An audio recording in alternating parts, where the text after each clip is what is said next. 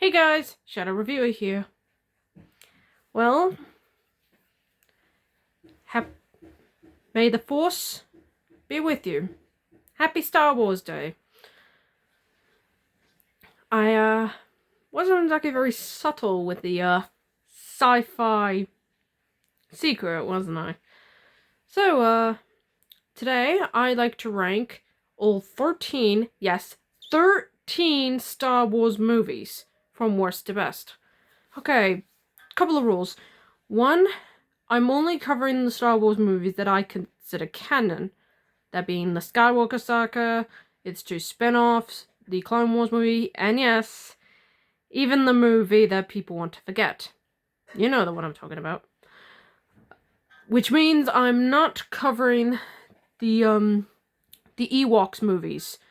I don't consider them canon, and even if I did put them on the list, it would be at the bottom. And again, they're very hard to find, so it's virtually impossible. If you've seen the Ewoks movies, let me know down in the comments. And they're any good to you? Who knows? Secondly,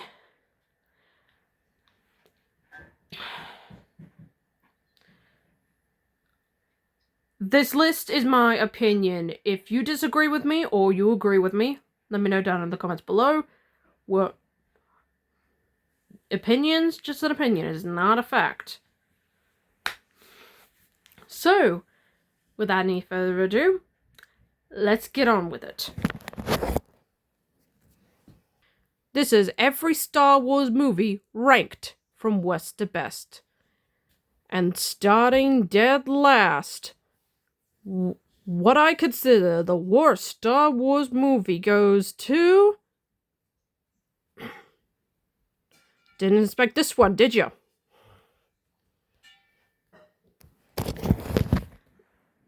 Now, this would be very, off-brand. A lot of people would put Episode 9 as the worst Star Wars movie. That would be the case, except this movie has the number one problem that I had with it. I'll just sum it up in one word. Boredom. I felt nothing watching this movie. I'll give the actors credit. They did good with what they were given. But the movie is so boring. Did we really need a Han Solo movie? I get it. He's a very iconic character, but even if you did, this is the route you were given? I mean, what's there to know about him? He's a scoundrel. He's a thief. He steals from people. That's what he does. I don't think we need to know more than that. And even the side characters aren't that interesting. I could barely tell you anything about them because I don't even know their names. They're just so damn forgettable. I mean, there's nothing really that you could remember. That it's so boring and forgettable. Is there anything I like in this movie? There's one thing. I like the origin story of how he made the Kessel Run at 12 parsecs. That was the only good thing. That's makes me wonder how he did it. And they do show it. And it's kind of cool. But everything else about this movie is so damn boring. And I recommend skipping this one. And no wonder this movie bombed. Because nobody cared. Honestly, nobody cared. I mean, if you like this movie, good for you, but I recommend skipping this one because there's nothing here that you can know about Han Solo that you already know in the original trilogy. Harrison Ford, this movie ain't gonna give him nothing. Just nothing. Even in the sequel trilogy, at least he tried.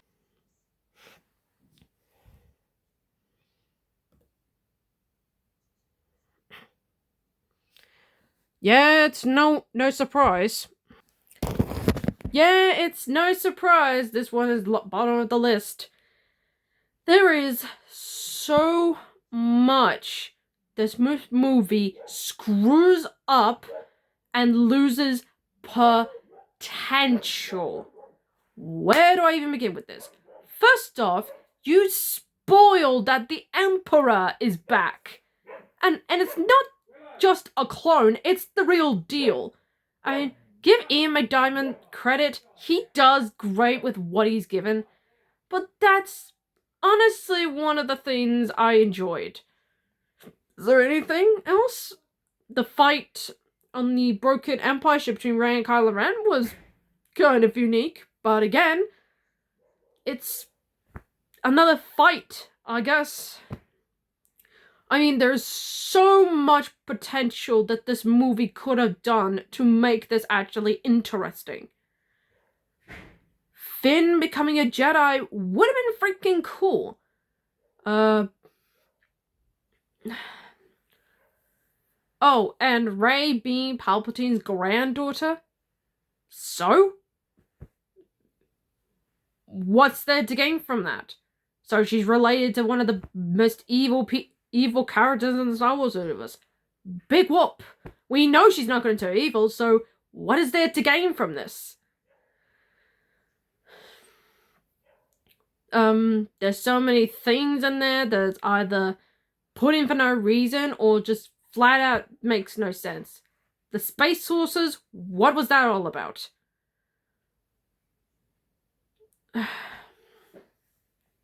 I mean, this movie does. I don't know. This movie was just a flat out disappointment that it just outright annoyed me. And then again, I felt soulless watching it. What a disappointing end to the Skywalker saga. But given what happened in the previous movie, that is not saying much. So, if you like this movie, good for you, but honestly, this is a disappointing end, not just to the sequel trilogy, but to Star Wars entirely. It's just bad. Really bad.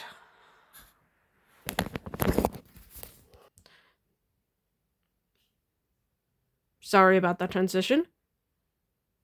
Yeah, but what's to expect from this one?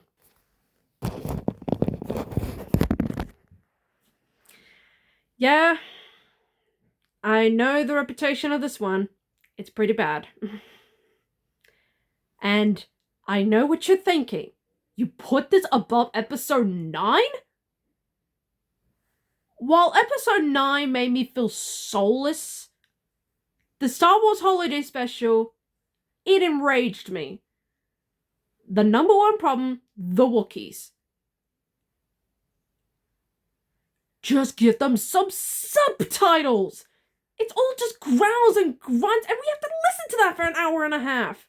It's enough to drive someone to insanity. I mean, Chewbacca on his own is fine, but a family of them is just darn annoying. I mean, there's constant distractions that make it just fills up the runtime, and it's just bad. Too much of Harvey Korman. Not saying anything bad against him as a person, but none of these scenes are goddamn funny. It's just droning on, and it's just bad. Oh, and the original cast, they're pretty much given nothing to work with. Harrison Ford is just there because he's with Chewie. I swear Carrie Fisher looks like she's not even in it half the time. Mark Hamill, I know there is a bit of interesting story about what happened to his face, but I'm not gonna get into it because it was real something really horrific, and I do not want to bring that up. But the biggest insult was James Earl Jones being in it. You only give him 3 lines, and that's it. I know he's one of the biggest stars back in the day, but man, that is awful. Is there anything I like in this? Two two parts, and why I rank it above episode 9. The cartoon segment is not actually badly done. I mean, don't get me wrong, the voice acting is a bit off, and it is kind of cool that this is actually canonically Boba Fett's first appearance. But overall, I like the cartoon. It's not bad. I like the cantina scene with Bea Arthur. That was freaking amazing. Honestly, her little segment talking about shutting her bar down actually was kind of touching. So overall, I rank it above episode 9. At least I remember it being bad. With episode 9 made me soulless. This one enraged me, but there were some bits that I did like. So overall, it is abysmally memorable, but not for the greatest reasons at all.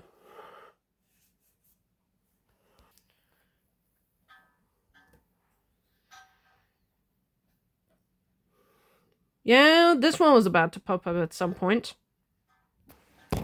Honestly, the number one reason I don't like this movie, the god-awful romance between Anakin and Padme. And a lot of people would agree with me on this. I mean, it is not Hayden Christensen's or Natalie Portman's fault that they were given some of the most awful dialogue in a Star Wars movie. The bit about saying, what? And what woman says, I love you like that? That's usually the men that does it, not the women. Now, nothing against George Lucas. He was pretty much out of his depth here, but couldn't they get someone who actually knows how to write romantic dialogue? God, this is awful. I mean, thank God they toned it down in the next movie, but this is bad. Oh my God. But that's only the bad stuff I didn't like. But there was a lot of cool stuff. Ewan McGregor was great as Obi-Wan. Christopher Lee was badass as Count Dooku. Dooku's fight with Yoda, while a little silly, was pretty fun.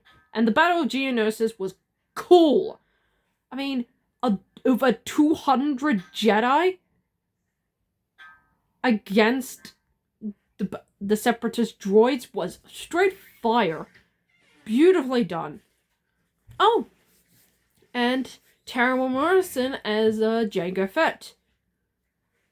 A bit of a fun fact. I went in Supernova 2024. Yeah, that sounds about right. My partner actually met the guy who played Jango Fett in this movie. I hope to get that photo at some point, but I just wanted to share that fun fact with you. If my partner is watching this video, I'll give you a shout out. I'll give him a shout out. But anyway, this is the weakest of the prequels, but it's not as bad as episode 9. The Battle of Geonosis, Count Dooku, Dooku vs. Yoda, and Obi-Wan were the best parts of the movie. But if they made the romance much more believable and actually, did better, this could have ranked really high.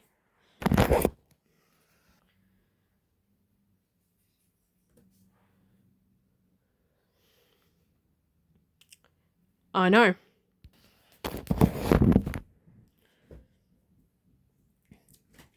Does this detract from the show?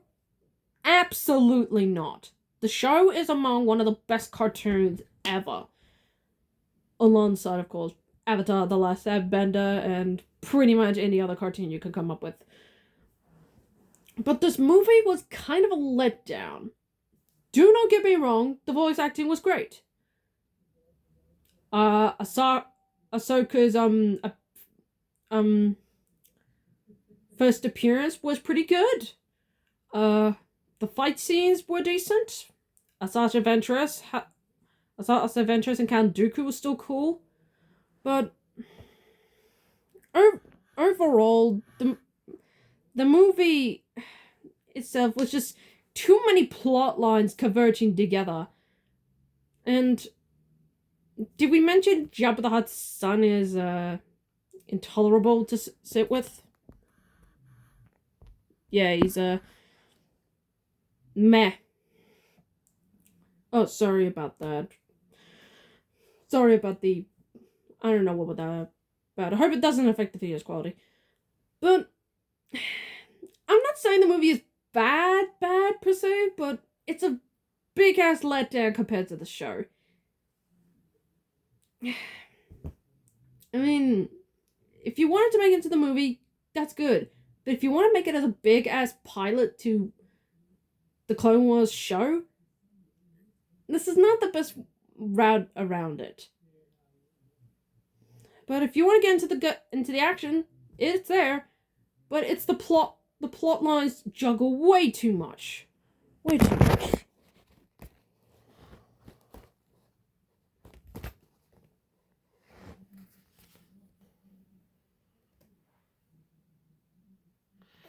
Yep.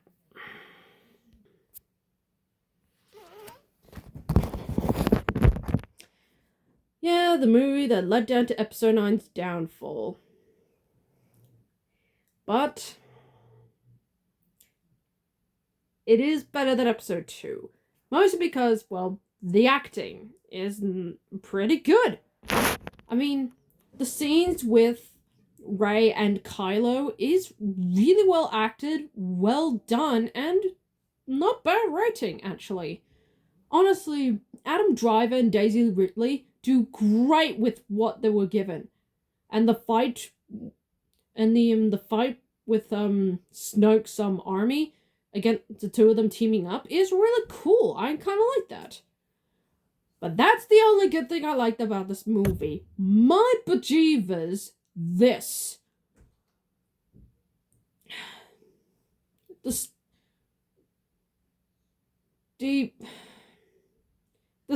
The stuff with Poe Cameron is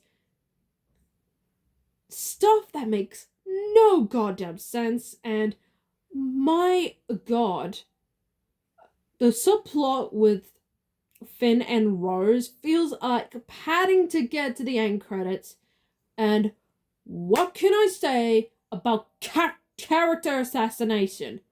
They made Luke Skywalker, one of the most greatest characters in Star Wars media, pretty much, I don't know what to say, in the flashback, oh, how do I explain it? He tried to kill his own nephew! All because he thought he could be a Sith later on in life. No, that is not Luke. He fought a Sith, and he turned his father to the good side. And you do this? No. You do not do that. Oh, and the biggest stuff? They kill him as well. I mean, I knew Han Solo's one was shocking and what? This one was insulting. I don't know what they were on at the time, but man, is it bad. Mark Hamill, God bless you, but man, was Luke assassinated here, both literally and metaphorically. So overall, Episode 8 is a big letdown.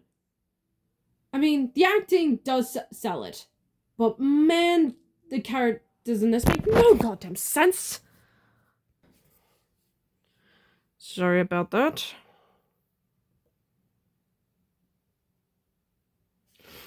Yes, the best of the sequel trilogy.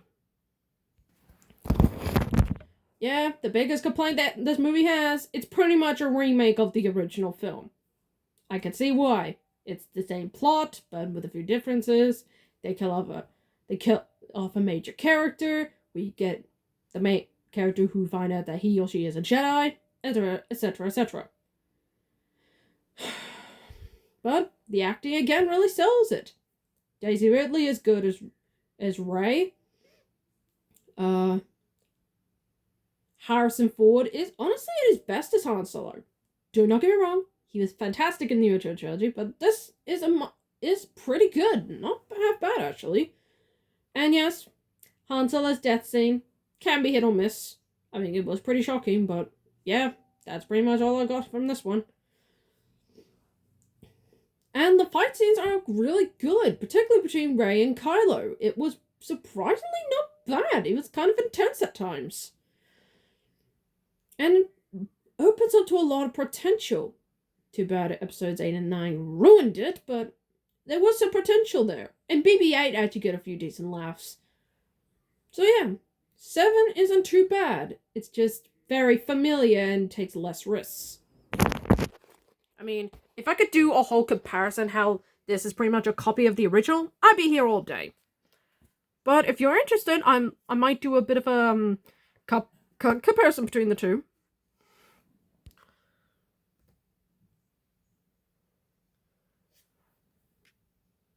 Yeah, this one was about to pump up. So yeah, it's not a bad start. My biggest issue is the characters. The only two I thoroughly liked was the robot and Donnie Yen's character as a blind Jedi. I thought that was kind of unique. But the rest of them were okay. Not bad, not good, but okay. But the reason this ranks high at number 6 is the story. It's kind of unique. I like the setup to how to get the Death Star plans. It's got an awesome final act.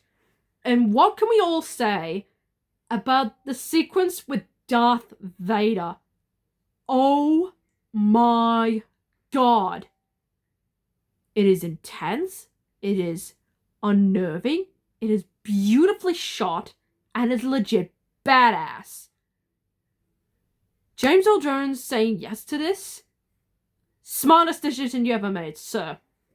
Respects to you. So honestly, this was a pretty decent movie. It's just the main characters were okay, and the villain wasn't all meh. But it's worth it for James Earl Jones as Darth Vader alone. Perfect.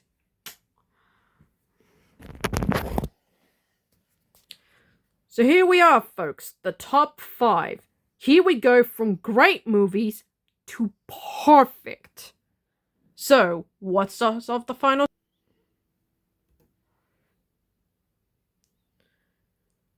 Yeah. So yeah, probably the weakest of the original trilogy, but I can hardly call it a bad movie. It's still pretty great. I mean, the fight between Luke and Darth Vader is fantastic. Mark Hamill and James Earl Jones' performances were stellar. Ian McDiarmid hums it up as the Emperor. Very well done. The music is great. This opening scene with Jabba's palace is spot on. And say what you will about the Ewoks, they provide some laughs, and they are cute every once in a while. I know it's kind of silly that a whole range of teddy bears is what took down the Empire, but they would provide some good laughs. So overall, its 3 main leads, Mark Hamill, Harrison Ford, and Carrie Fisher, absolutely fantastic. And the previous 2 films, they're also brilliant. So yeah, Return of the Jedi is great, but possibly the weakest of the trilogy. I mean, it's pretty much they do the Death Star thing again, except it's a lot bigger. And with a... Yeah, but overall, it's a great movie. If only the next 3 films actually did it better.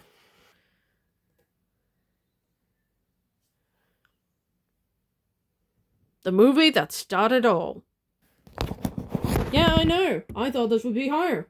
But the other 3 films did it better in storytelling. So yeah, the movie that started it all, and almost at 50 years old, no less.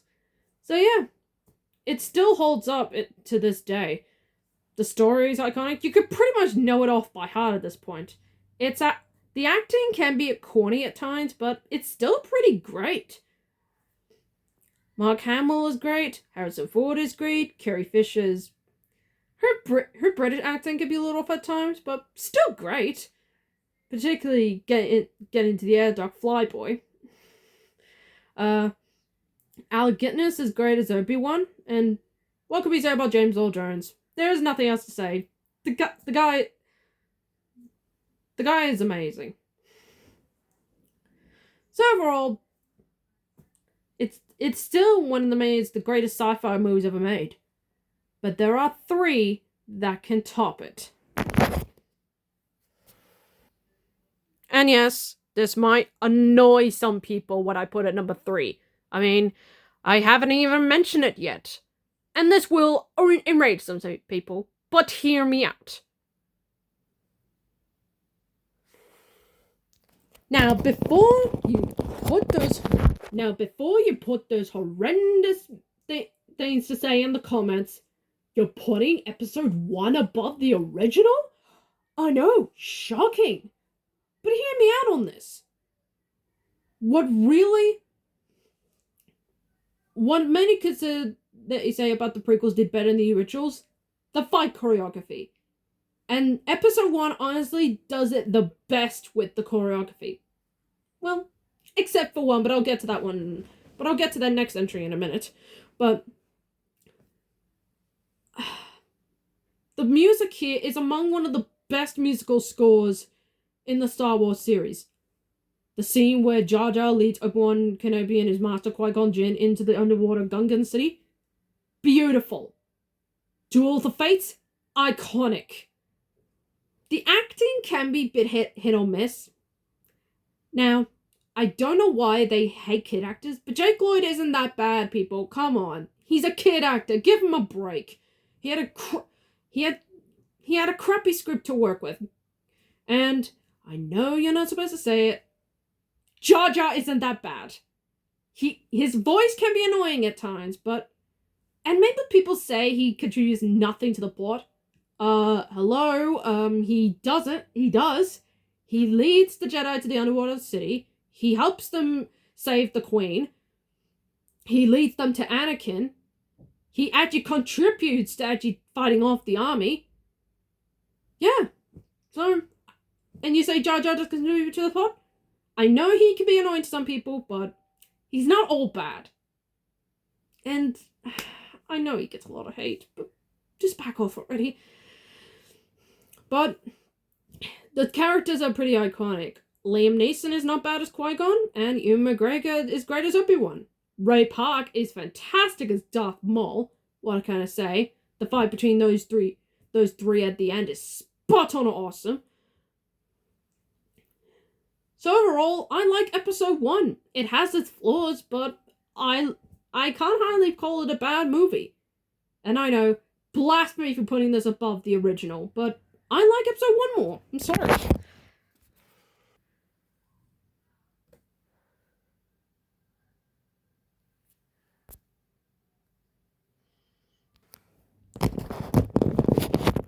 Yeah, this one is my favorite of the prequels. Honestly, it's just downright fantastic. And this is considered the best acting in the prequels. Hayden Christensen is at his best here. Beautifully done as Anakin. Honestly, this is Natalie Portman's best portrayal of Padme. And this is honestly my favorite version of Obi-Wan. Complete with the fun quips, his fight with General Grievous is great. Everything about him is great. Ian McDiarmid is his perfect as Senator Palpatine. Honestly, he just cracks me up. His fight with Mace Windu is great. Honestly, everything about this movie is great. But my one only complaint is the way Anakin turns to the dark side. It's very forced, and it comes way too fast. That's my only nitpick. But the fight between Anakin and Obi-Wan has got to be one of the best duels in the series. Top-notch stuff. Freaking love it. The music, the atmosphere, the setting, and the devastating acting is phenomenal. Honestly, Star Wars Episode 3 Revenge of the Sith is my second favorite Star Wars movie, but the best of the prequels. But there is one that can top it. Have you figured it out? Do you know what it is? Well, let's find out. And my number one favorite Star Wars movie of all time goes to... Yep, no surprise here. I mean, what else is there to say here? Episode 5 just does everything right. And people would say, oh, the darker tone ruins it, but on the contrary, I think it does it better. The story is great. The acting is phenomenal. The fight choreography is surprisingly good, particularly with Darth Vader versus Luke. And what can you honestly say, one of the most iconic plot twists of all time. Beautifully done, well acted, and just gorgeous atmosphere. The scenes at Hoth are great. The ones at Cloud City are phenomenal. And what can we say about that dark ending? Oh my god. The heroes have lost. What a note to end on. Wow. Honestly, what else is there to say about Star Wars Episode 5, The Empire Strikes Back? I consider it my number one favorite Star Wars movie of all time. And I hope they don't make any more, because I don't think anything else is going to top what people may consider the best Star Wars movie, and one of the greatest sequels of all time. So that's my ranking of the Star Wars movies. I hope you liked this video. Let me know down in the comments if you agree or disagree. And happy Star Wars Day. In a few hours, I'll be looking at the shadow levels from Shadow Generations. Until then, I'm the Shadow Reviewer, signing off.